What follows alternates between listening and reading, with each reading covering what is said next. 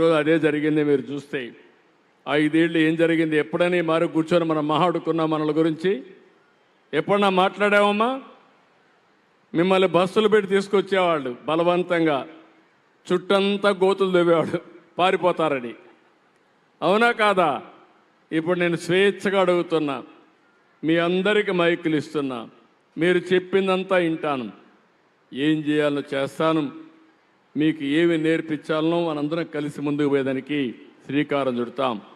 ఈరోజు మళ్ళా మీకు ఒకటే హామీ ఇస్తున్నాను, డాక్రా సంఘాలకి, మెప్మా సంఘాలకి, మిమ్మల్ని మీ శక్తి ఎంతుంటే అంత శక్తి ఉపయోగించుకొని తద్వారా మీకు మెరుగైన జీవన ప్రమాణాలు ఇవ్వడానికి నేను ఆలోచిస్తానని చెప్పి మీ అందరికీ హామీ ఇస్తున్నా. మీరందరూ కూడా సహకరించవలసిందిగా విజ్ఞప్తి చేస్తున్నా. Wonderful, thank you sir. One more question ఇక్కడ సార్ అడగండి, మీ పేరు చెప్పండి అమ్మా. నమస్కారం సార్, నా పేరు మీనమ్మ, మాది సొంతనూతలపాడు మండలం సార్. నా వైపు నుంచి ఒక చిన్న క్వశ్చన్ సార్. ఇప్పుడు మహిళలకి వర్క్ ఫ్రమ్ హోమ్ అంటున్నారు కదా, గ్రామాల్లో ఉండే మహిళలకి వర్క్ ఫ్రమ్ హోమ్ వల్ల ఎలా ఆదాయం వస్తుంది? ఒకవేళ ఆదాయం వస్తే వాళ్ళు అవకాశాలు ఎలా పొందుతారు సార్?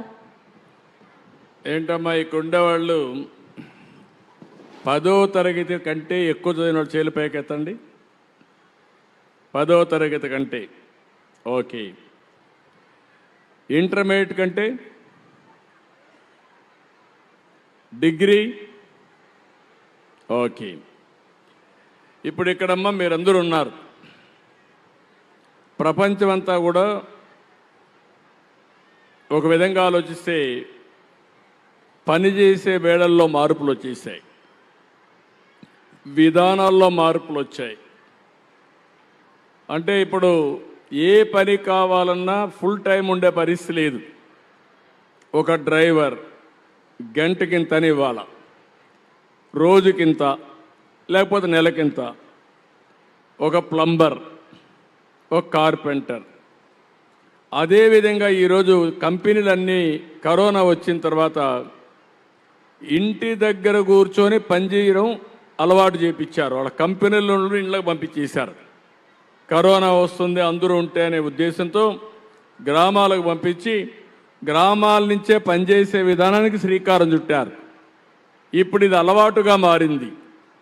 అంటే ఈరోజు మీరందరూ ఉన్నారు, ఇంట్లో పిల్లల్ని చదివించాలి, ఉదయం అయితే స్కూలుకు పోయే వరకు అతనితో ఉండాలి, మళ్ళా వంట చేయాలి. ఈ 2 పనులు అయితే మీకు కొద్దిగా టైం ఉంటుంది. నేను ఆలోచించేది ఏంటంటే, మీరు ఎప్పుడు టైం ఉంటే ఆ టైంలో కొన్ని కంపెనీస్ మీకు వర్క్ అప్పచెప్తే మీరు చేసిన పనికి డబ్బులు ఇచ్చే అవకాశం ఉంది.